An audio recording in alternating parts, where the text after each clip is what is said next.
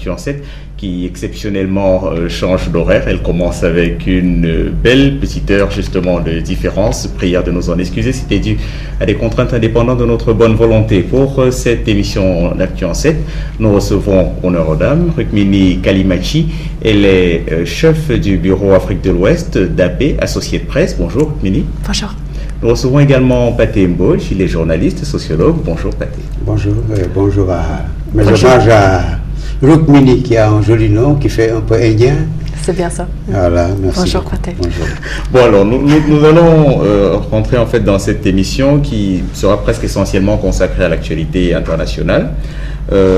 Par un fait de l'actualité justement de cette semaine du 22 décembre avec le président français François Hollande qui a souhaité une plus grande implication de l'Union européenne dans l'intervention qui se déroule actuellement en Centrafrique. Quelquefois justement lorsque ce genre de discours est tenu, Pathé Mbodj, on crie au retour de la Centrafrique. Pour vous, est-ce le cas? De la France-Afrique. De la France-Afrique. Non, ça n'est pas le cas. Je crois que ce qui se passe depuis quelque temps, il y a une course à l'occupation, à la réoccupation de l'Afrique entre les puissances, une sorte de guerre froide par la Chine et certains États émergents. La théorie le spectre de la France-Afrique, vous estimez cela à l'ordre du jour ou pas du tout? Je ne la vois pas à travers l'optique de la France-Afrique. Je la vois plutôt à travers l'optique d'un grand problème de sécurité. Vous savez, et je ne parle pas de la France seulement, l'Occident a appris d'une façon très rude avec l'Afghanistan que les endroits qui sont sans loi, où on laisse l'insécurité s'installer, même s'ils sont très très loin de l'Occident, peuvent devenir une cause de très grands problèmes chez nous, voire Osama Bin Laden, Al-Qaïda et les attaques du 11 septembre. Donc pour reculer, la France a intervenu au Mali, premièrement parce qu'il y avait un problème d'Al-Qaïda. Al-Qaïda au Maghreb islamique, qui est une branche d'Al-Qaïda officielle, s'était installée. Ils avaient pris Tombouctou comme leur siège. Ils avaient pris la moitié de ce territoire, qui est d'ailleurs 2 fois plus grand que la France. Et ça posait un problème de sécurité pour surtout l'Europe, mais aussi peut-être pour l'Occident en général. Donc, ils ont intervenu là-bas. Et je crois que du point de vue de l'Occident, l'intervention au Mali était quelque chose où ils ont eu du succès. Donc ils ont très vite pu reprendre la grande partie du nord. Bien sûr, il y a toujours le problème de Kidal. Maintenant, la Centrafrique est entrée dans le chaos. Et je crois que la France se retrouve en face de ce territoire un peu comme un gendarme qui est le seul qui peut agir. Et je crois qu'il se retrouve très seul. Il s'attendait peut-être que les autres États européens allaient les aider.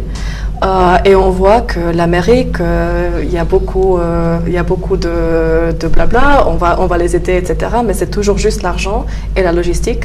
Et maintenant, on voit la même chose avec les autres États européens. L'Union européenne a reporté sa décision. La question a été posée, mais bon, rien ne sera décidé avant plusieurs mois. Exactement. Mais je crois que c'est pas un intérêt économique. De toute façon, c'est pas ce que je vois. Je vois plutôt un intérêt sécuritaire. Et l'idée que quand on laisse un très, très large endroit devenir chaotique, que ça peut devenir une base de quelque chose de très néfaste qui peut après impliquer avoir des conséquences pour l'Occident. Mais si justement un pays devient un espace chaotique, la question qu'on pourrait se poser, c'est comment en est-on arrivé là? Et c'est un peu le fond justement de ma question. Oui. Admettons que la Centrafrique soit un pays chaotique. Qui est-ce qui a, si l'on peut dire, fait un croche-pied? Qui est-ce qui a déstabilisé la Centrafrique d'abord?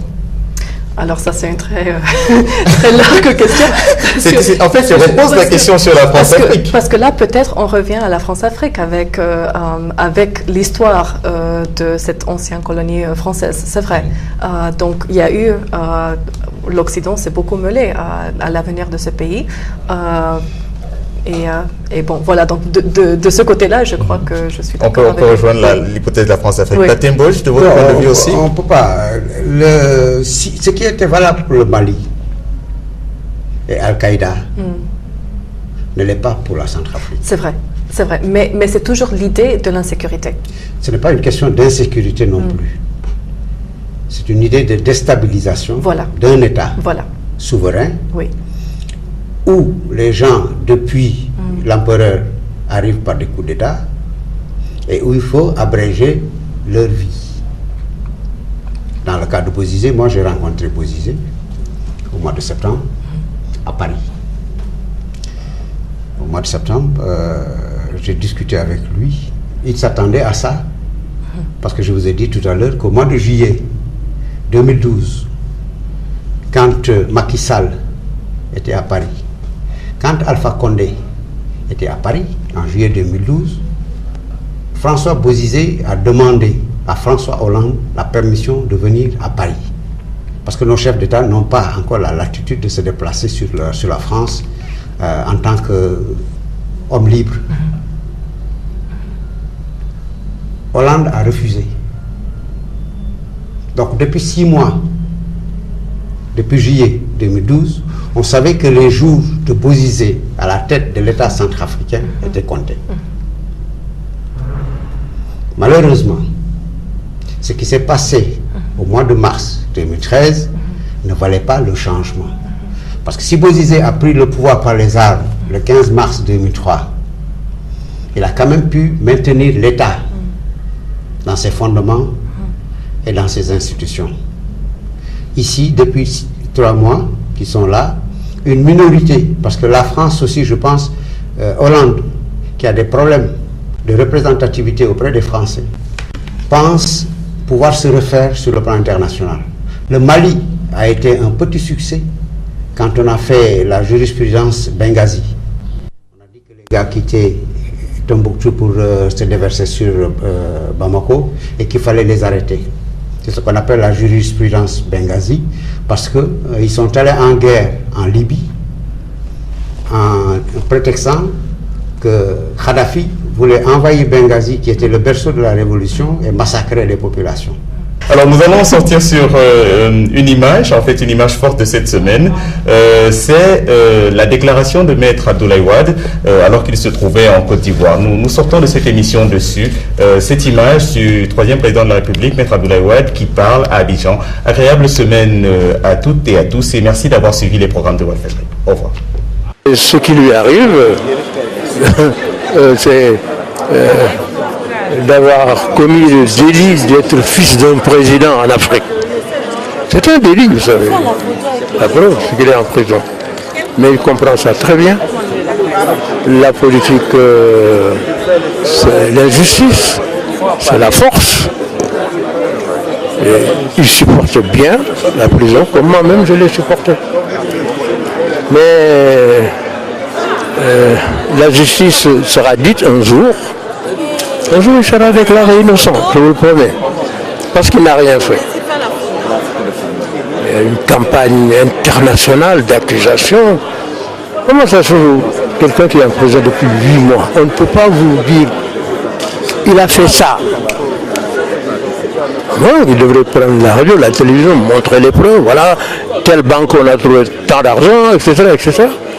Accusé d'avoir détourné 700 milliards de francs CFA, on doit au moins trouver une banque où il a mis de l'argent. La seule banque où on a trouvé de l'argent, c'est l'argent que je lui ai donné. C'est mon argent. Et je vais le récupérer. Parce que je fais un procès à Monaco pour récupérer mon argent.